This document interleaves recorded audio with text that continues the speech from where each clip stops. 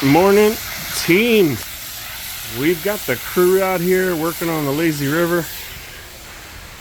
We've got Trovis and Kay working at night. They've cleaned up all the river from this bridge all the way to the other side, probably about 600, maybe 800 linear feet, 700 linear feet, somewhere around there.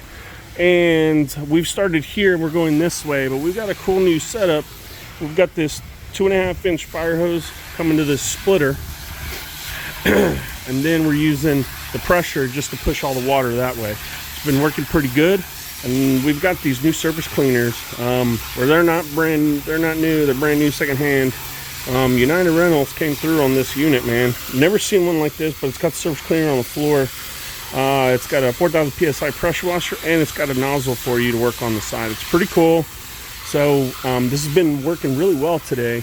But right now we're just trying to wash out and clear out some of the nasty dirty water as much as we can first before we get started again. We had about 2 inches of water sitting here, so now we're gonna moving all the water. There's a hump over there that we got to get over. Once we're over the hump, we can actually get moving again.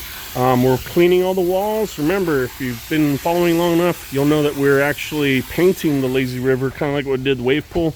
It will be a blue-gray, kind of like what this is. It's got a little blue-gray, but it's all about prep. What we learned last time was just doing a simple acid washing after a good pressure washing.